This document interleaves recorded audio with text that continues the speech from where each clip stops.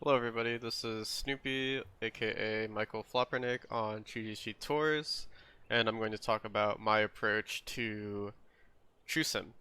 So, a little bit about me, I'm currently in Platinum, World Golf Rank 8, and I play TrueSim as well. I have won TrueSim multiple times, and I usually come in the top 5, top 10 nearly every week, so I'd consider myself a fairly consistent good player, and I'll just go over a few tips and tricks that I use, and starting with tee shots into approach shots, then short game, and finally putting.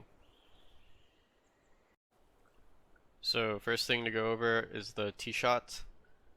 The two tips that I would have are using the yardage book and using the overhead camera view that's available in TrueSim.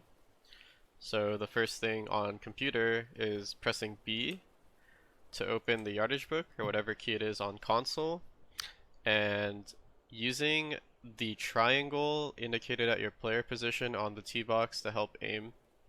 So what I do is I try to pick a spot that I think I want to hit my drive.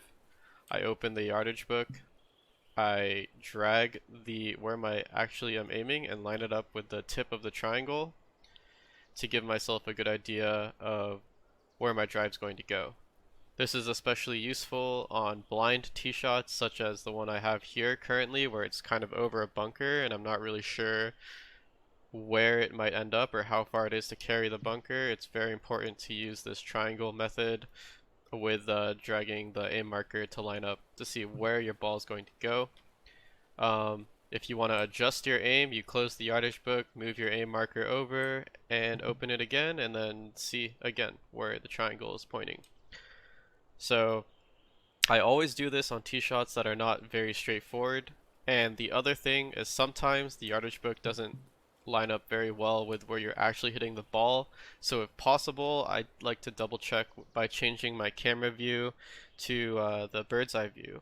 And on computer, this is done by just pressing tab 3 times to this view, kind of where it's like over on top of the character. I'm not sure what it is on console. But this way you can have a better view of where the fairway is, like what you're going to see. So when I use this is normally for like blind tee shots as well to make sure that I'm aiming okay. So after you pick a spot you want to aim, you line up your marker with it. That's about it for drives and tee shots. Talking about approach shots now. The two main differences in TrueSim are paying attention to the lie at your feet and using the yardage book to view pin locations. So first thing with the yardage book, open the yardage book. On PC, as you can see on the bottom left, it is Q to go into the green view, and you can see where the pin is, in this case back right. So what this indicates for me on TrueSim is there's room to roll the ball up, so I don't play as much spin, and I would want to aim further left because if the pin's in the back right, I want to at least give myself a buffer to have a putt.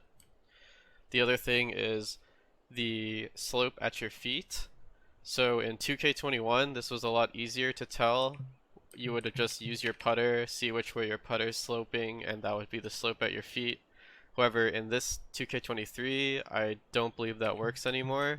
So it mostly comes down to watching your tee shot and which way it rolls to kind of have an idea of how the fairway is sloping.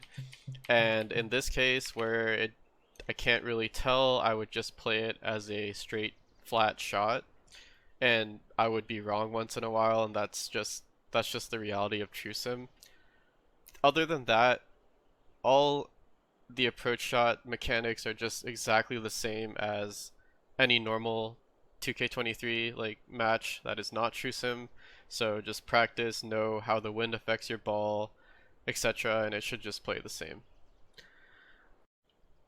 Talking about short game pitches, the only major difference for me is I do not like partial pitching.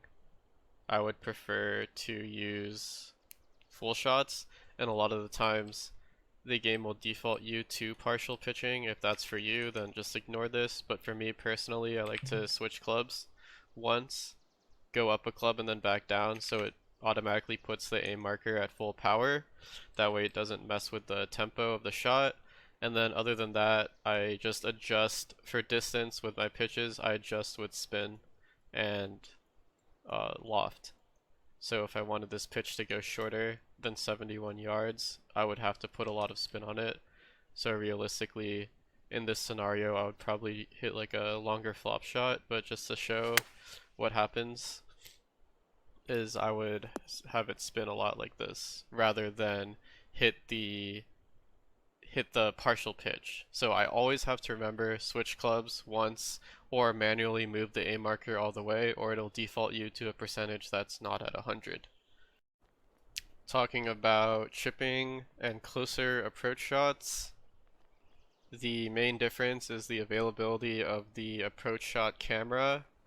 So on TrueSim, it is very important that you go to your settings, go to cameras, and make sure this approach and putting cameras is turned on, and then you can turn it back off when you're done with your TrueSim rounds. What you do is you can press, when you're close enough to the hole, you can then press spacebar and tab on PC, and you can get this behind the hole view.